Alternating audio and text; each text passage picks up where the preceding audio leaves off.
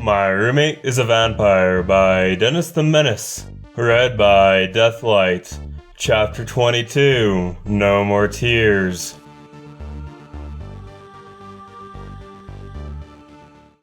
They tortured her, fiends. Vinyl sat before me, her body slumped over in a chair opposite of mine, sitting in a pool of her own blood, dried and black. Dangling above us was a lone light bulb, flickering and eerie. Our location? Less than a few feet where I'd been standing, when one of them took a hoof to the back of my head. On the center platform, highest above all the other catwalks, where all the various panels, switches, and boards are located. How long had I been out? Less than 2 minutes? Still, the blow was enough to daze me. We were both tied up, bound by silver chains that dug into our flesh. I struggled. I tried to transform. If I was in my liking form, I could have broke out, but... These chains! They're preventing me! I made the right choice. No pony could have told me otherwise. Vana was walking that fine line between life and death, and I'd saved her. I'd saved her! That was a fact. Not a half-truth, not something to comfort me. At least now, I could turn their attentions towards me, and stall. A quick glance at Vinyl was all that was needed to send me into a fit of blind rage.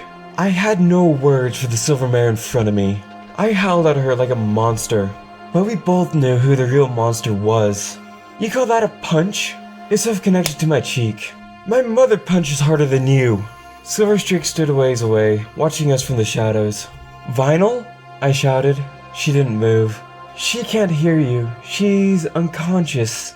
At the very least, she was alive. Though in her situation, not for long. You call us monsters, yet you do this. Irony at its finest. I spat. She emerged from the shadows, that confident smirk on her face again. Monster? You don't even grasp the concept of a monster. You are the monsters, and that is a fact. Is that so? Silverstar, the handsome stallion you see before you, had his little brother taken away from him by a vampire who succumbed to his lust for blood. Do I need to go on? My condolences, I said sweetly to Silverstar. I got a nice back hoof in the face for that. That still doesn't justify this. The ends justify the means. That's just some trite expression used by those who dilate themselves into believing it. Well, few would approve of my methods.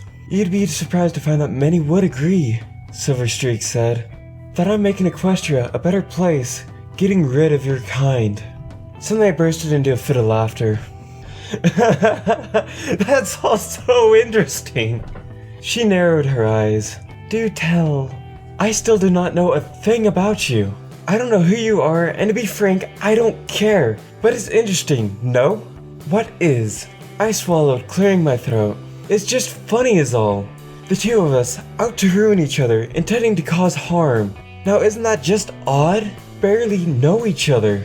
Are you suggesting I should get to know a pony before I kill them? Throughout this entire exchange, her other silver-coated colleagues never said a word. Your parents were killed by a lichen, is that true? I said. Perhaps we would never know the truth. But right now, I wasn't so sure it was a good idea to make her even more angry. You lived in a Canterlot orphanage until you were 16. What's your point? She snapped impatiently. Nothing, I'm just trying to confirm the things I've learned about you is all. In the grand scheme of it all, Silverstreak wasn't really some delusional mastermind. Scratch that, she was delusional. But she was just a pony, like me and Vinyl. The only difference was she held the power of other ponies beneath her. And money, and a cause. No pony deserves to have their parents taken away like that, I said quietly. I can't even imagine what it feels like. I looked into Silverstreak's cold eyes. I'm sorry. You think this changes anything? You think it'll bring him back? She raised her hoof to strike me, but didn't. Words are useless. They're so easy to throw out, even if the intentions behind them are not genuine. Silverstreak narrowed her eyes. You don't know me. Don't act like you do. This isn't good. She's trying to end this. But I know what you plan to do with the silver you bought, I shouted. Oh yes, quite an ingenious plan. Poisoning the water supply with silver. A quick and painless way of doing it, I imagine. Next time you should spread your purchases out. Silverstreak stopped, turning around. You actually looked at my bank statements? I'm impressed.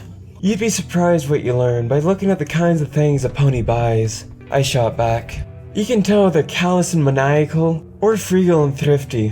Why in Equestria was I still talking to her? Oh yeah, right, I was stalling. Keep her talking. That's smart. You're quite a clever one. Thank you. Silverstar ended my moment with another swing to my jaw. I took the punch, working my jaw, testing if I can still move it. Ow! This is what concerns me. What? I asked, intrigued. You're too smart. I laughed nervously. Well, clearly not smart enough, seeing I walked in here all by my lonesome. From my vantage point, facing towards the entrance of the water treatment facility, I could see shadows shift behind the massive grime-stained windows of the warehouse. A trick of the eye? No!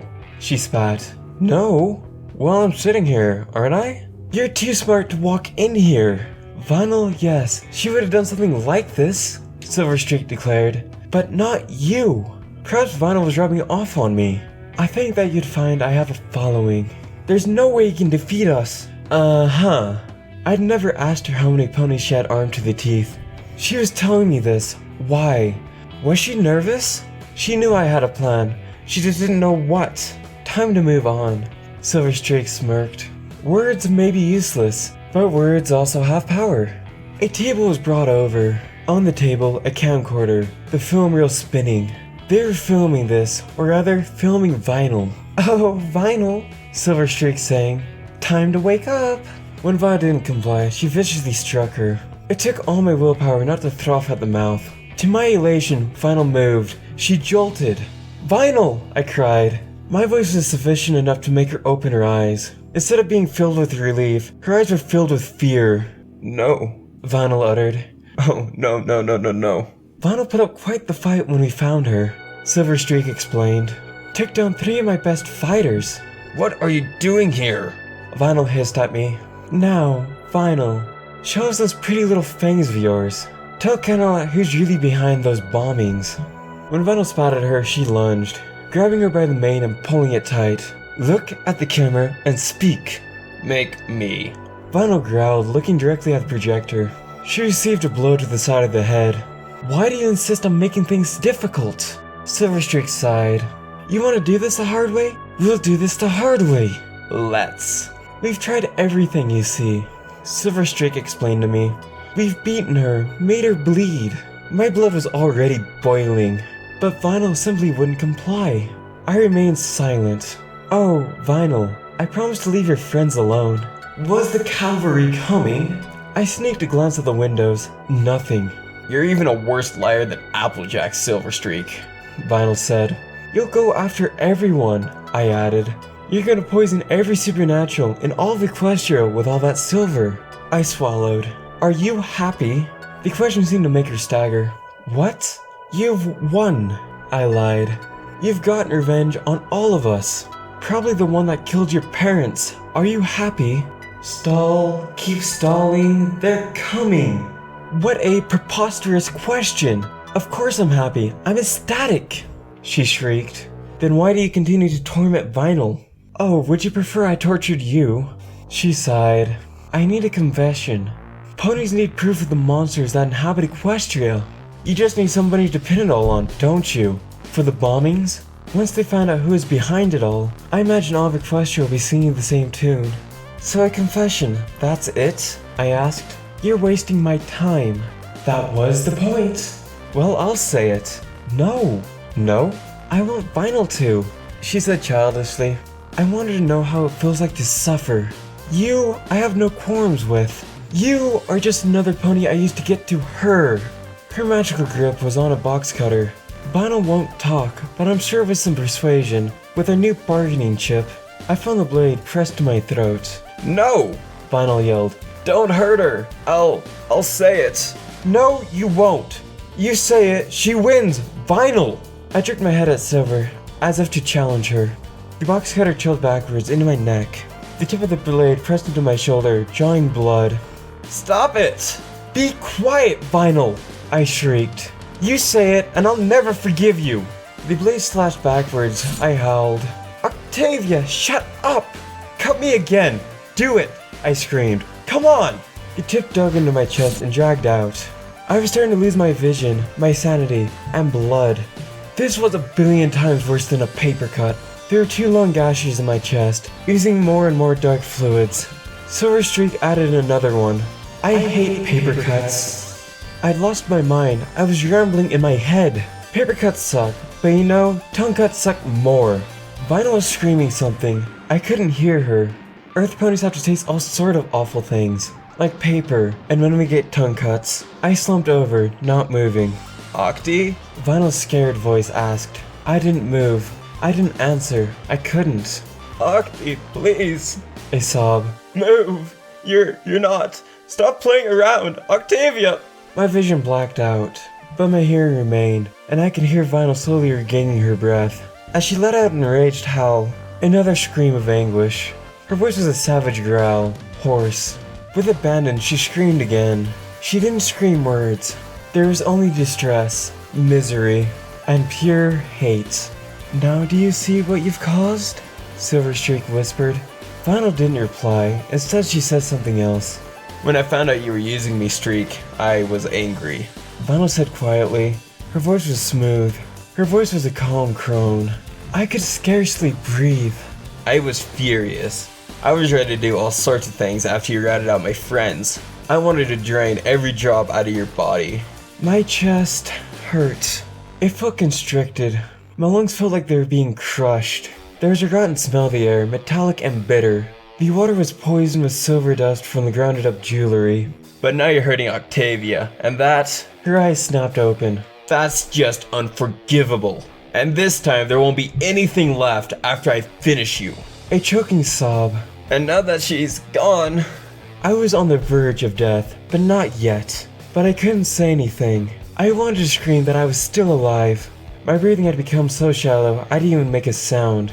I'd stopped moving. There's nothing stopping me! Gunfire rattled outside. The other silver horseshoes were discharging their flintlock pistols. An explosion of magical energy surged through the warehouse. The glass windows exploded, sending glass shards everywhere. Silverstreak fled as fast as she could. Fueled by rage, Vinyl broke free of her chains. Silverstar turned to swing at her. She dodged it and tackled him to the ground. Right where I could see the animosity in her eyes as she strangled him. Vinyl's eyes bored into Silverstar's, even as her hoofs wrapped around his neck, slowly crushing his throat tighter and tighter. Her red eyes never stopped staring into his. That is, until her eyes met mine. And just when I thought I heard the sickening crunch of Silverstar's neck, she let go. She was crying, tearing open my chains. I collapsed to my side, breathing sharply. Vinyl was actually crying. You're alive! You're alive! Yes! Yes! I gasped. Not for long. Outside, more gunfire rattled, along with primal roars with lycans and vampires as they fought against the silver horseshoes. It was a slow, painful process as Vinyl began to drag us both along, down a flight of metal stairs, onto the main catwalk, back towards the two double doors I'd gone through. An explosion rocketed outside, tearing the doors off their hinges. We both fell back painfully, the fireball singing our coats. I hissed in pain. Vinyl moaned, trying to pick the both of us up. It creaked. The pathway we were standing on was about to collapse. Oh, horse apples! Vinyl screamed and threw me over to safety as it fell, grabbing onto the edge. I lunged, trying to pull her up. Pull me up, pull me up, pull me up! She screeched. By some little birth of adrenaline, probably my body trying to save itself, I dragged her onto the platform. She rolled over onto her back, panting and laughing at the same time. I stood up slowly, crawling out into the street where the action was. Every pony was there. Hoity-toity, photo finish, even Fleur-de-Lis was kicking some flank. Princess Luna had also come with a squad of her own night guards, wearing a matching set of armor. Both Lycans and vampires and fairy were working together. Team Lycan! Team Vampire! Whoa! Suck it! The moment my body felt the light of the full moon, I felt its effects begin to wash over me, tingling. I transformed, and right before my very eyes, the wounds on my chest were closing. Still, they probably leave a scar.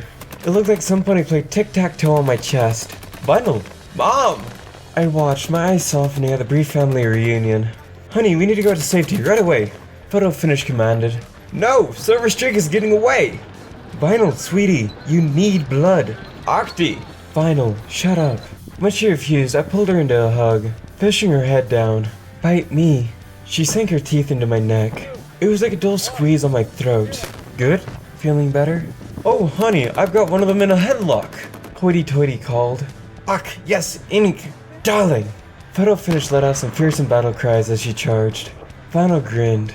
I hoped to limp along as we ran through the street, ducking as bullets whizzed over our heads. Rounds sparked at our hooves as they dug into the ground. Jeez, it's like a war zone! Princess! Hello, Octavia! Isn't this exciting? It's been so long since we've done battle! Princess, I panted. They've poisoned the water! She stamped a hoof. The barbarians! Don't worry, we'll take care of that. We must give chase to Silver Streak. We don't know where she went, Vinyl said. The only way out of here is through the entrance. As if on cue, a carriage drawn by 4 of the burliest stallions I've ever seen pull up on the cobblestone road, with Fancy Pants at the reins like a knight in shining armor. Fancy Pants? Get on! The Gentle Colt cried violently. I grinned teethily, taking shotgun. Vinyl hopped inside, her head poking out the window, as Fancy Pants commanded his ponies to gallop. Down the road we went, taking lefts and rights. There! Vinyl pointed. Silver Streak was taking a road from downtown Camelot back into the main city. Fancy Pants urged the stallions on. We were gaining on them. My muscles tensed as we were neck and neck. Fancy Pants' stallions rammed Silver Streak's. They rammed us back. The carriage shook. Time to even the odds. What are you doing, Octavia? Are you crazy? Just a bit, I retorted. My legs coiled and I sprang from the seat, gripping onto Silver Streak's carriage. My weight was enough to throw it off balance as I grabbed onto the edge. It tipped over. The Silver Stallions pulling the carriage detached from the speeding vehicle when it crashed into a lamppost. Silver Streak and I were both sent flying. I landed painfully on my back. Silver Streak, like a cat, regained her balance on her forehooves. The stallions were having to deal with Vinyl. That just left me and Silver. I snarled, bolting and tackling her. At least, I tried to tackle her. She nimbly rolled onto her back as I grabbed her, shaking me off. My claws scraped the ground as I scrambled to regain my balance. Silver Streak smirked, readying a pose to take me on. My only advantage was my liking form. All that it granted me was strength, speed, and reflexes. But none of that would be enough if I didn't know how to fight. I knew I should have taken karate lessons. Silver Streak was much more trained than her cronies. I charged at her wildly, swinging and swiping my claws at her each and every way. She ducked, dived, and dodged. Even with a direct attack, she slid beneath my belly onto her back, bucking her hooves upwards and catching me in the belly. Despite having been healed up, the gashes on my chest were still sore. That was enough to make me reel. Enough, it's time to end this. In her magical grip, I saw she had a different gun from all of her other members. It was fashioned completely out of metal and elegantly engraved. Instead of one shot, she had 6 in a cylinder. She cocked the hammer back and fired at me. The round went wide, making me scamper and duck. The streets of Camelot were narrow, and lacking in any alleyway to duck into. No place to hide. She cocked the hammer back and fired again. The bullet smashed into a window. A third sent sparks flying at my hooves. A fourth sank into a wall behind my head. I charged, zigzagging and ducking low as I galloped, straight at her. The fifth shot grazed my shoulder. Still, even for a graze, it felt like I'd been shot. The feeling was akin to having some pony take a sledgehammer to my leg. Yes, really. Still, I stumbled forward like a drunk mare. The cold barrel was pressed against my head. Silver Streak cocked the hammer. Last shot. I could see the silver bullet in the chamber. The trigger was pulled. The world exploded. Actually, I believed it was my eardrum. Vinyl had tackled Silver Streak, disrupting her channel of magic. Still, the gun had gone off right next to my right ear. There was a high-pitched whine. They were on top of each other, rolling and throwing punches. Vinyl got the upper hoof and was beating the living snot out of Silver Streak, grabbing her by her mane. Each punch forced her skull to connect with the concrete. Vinyl, don't! She sneered. No, Octavia, just no. Do you know what I hate? When you read about some pony who goes out for a quest for revenge, and they gotta murder every pony in their way. Vinyl rounded, still pinning Silver Streak down. And then, at the very end of the stupid book, they find out who they were trying to kill. Then they pull the stupid, "I'm better than this, so I won't kill you" crap. What's with that? A perfect time to start ranting about literature. Vinyl, you kill her now, I pointed, and you validate everything she'd been working to prove. I don't care. She doesn't even have the film to prove anything. She's getting what she deserves. She wins if you kill her. This is what she wants. I approached Vinyl, saying softly, "Let the princess take care of this. She'll get what she deserves in prison." She doesn't deserve prison. Vinyl planted a hoof on her neck, threatening to apply pressure. All it would take was a little weight to break her neck. You're not a murderer, Vinyl. You haven't killed any pony yet. Well, she certainly beat the tar out of plenty of ponies. Don't start now. She looked at me and then back at Silverstreak. Look at her, Vinyl. Revenge is never the solution. It just leaves nothing behind. Vinyl pulled away. Damn it! Silverstreak was laughing raspily, cackling like a madmare. You know I'll walk. You better kill me now. Vinyl groaned, coming down upon Silverstreak with a hoof. No! I screamed. There was a sickening snap of a bone. You walk with a limp. Silverstreak screamed, clutching her broken leg. Vinyl approached me, pulling me along. You're bleeding, she stated flatly, pressing a hoof to my shoulder. It's just a flesh wound. It passed through. Good. You might die. Maybe. We need to go to the hospital. Hey, I shoved her. Shut up. We both began to limp away from the fiery wreckage, leaving the destruction and Silverstreak behind us. Fancy Pants could deal with her. Luna would have this mess cleaned up by tomorrow with a cover story. If she wanted, I bet she could make it look like the work of a posse of clowns from a circus. Come on, Octi, let's go home.